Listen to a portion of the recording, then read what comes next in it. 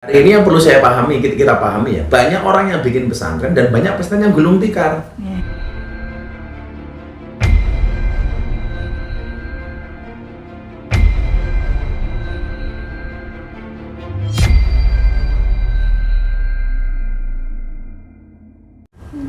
Gimana sih Gus artinya untuk mengelola pesantren sendiri, kan mungkin banyak pesantren yang disalahgunakan gitu ya Gus. Hari ini yang perlu saya pahami, kita pahami ya. Banyak orang yang bikin pesantren dan banyak pesantren yang gulung tikar.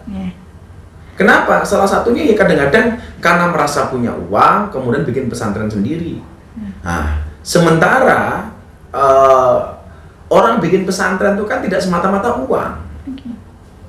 Jadi tidak semua orang yang punya uang tuh bisa bikin pesantren, dan tidak semua orang yang nggak punya uang nggak bisa bikin pesantren. Kalau saya dari dulu prinsipnya adalah lebih baik memelihara ayamnya, sudah punya ayam walaupun belum punya kandang, daripada sudah punya kandang tapi nggak ada ayam. Makanya konsep saya dulu di pondok, saya ngopeni anak dulu, baru kemudian bikin gedung, daripada kita membuat gedung dulu baru mencari santri. Itu loh. Dan itu dibutuhkan tidak hanya soal keilmuan, tidak hanya soal dana, tapi juga keikhlasan. Dan sebagai contoh, pondok kita di Jogja, kita gratiskan untuk semua yang datang di situ. Ini besok saya tanggal 28 Februari saya meletakkan batu pertama pesantren saya yang ada di Palangkaraya. Kebetulan saya dapat wakaf di sana 10 hektar. Dan itu pun konsepnya sama, saya buat gratis gitu. Saya buat gratis, kemudian ada lahan, anak-anak sekaligus saya ajari kerja. Kita buatkan BLK, Balai Latihan Kerja, yang saya harapkan dari bercocok tanam, dari apa di situ bisa menghidupi secara mandiri pesantren itu. Sehingga budaya minta-minta, budaya proposal untuk menghidupi santri itu sudah tidak ada lagi. Lah, Atta kan punya kemampuan itu.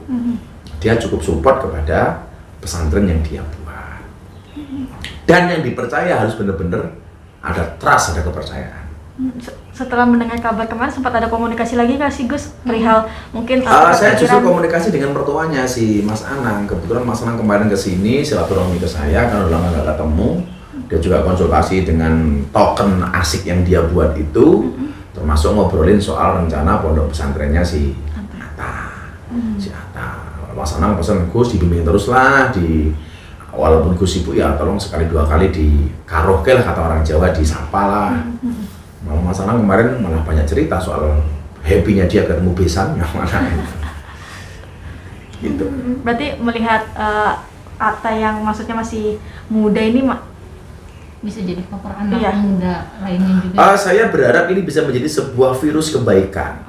Virus kebaikan. Jadi kan begini, dalam hadis itu disebutkan begini, mangkana lahu ilmun falyatasaddaq bi ilmi, yang punya ilmu sedekah dengan ilmunya. Ya kan? Wa mangkana lahu malun, yang punya harta falyatasaddaq bi mali, sedekah dengan hartanya.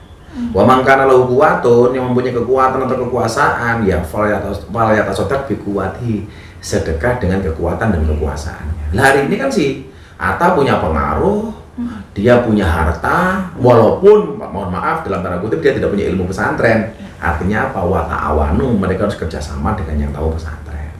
Jangan salah pilih orang, karena kalau salah pilih orang itu yang jadi korban itu biasanya santrinya. Tak kasih contoh yang paling gampang lah. Kita bikin pesantren, pasrahkan kepada pengasuh yang hafal Quran, akhirnya punya santri. Di satu saat kemudian ternyata terjadi konflik antara pengasuh dengan kita sebagai support dananya. Akhirnya apa? Yang kalah siapa? Ya pasti pengasuhnya dong. Wong yang modalin kita, imbain kita. Begitu pengasuhnya pergi, yang jadi korban siapa? Santri.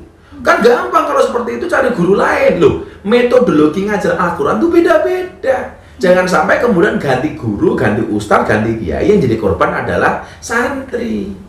Karena metodologi menghafal Al-Quran itu kan masing-masing guru punya metodologi masing-masing.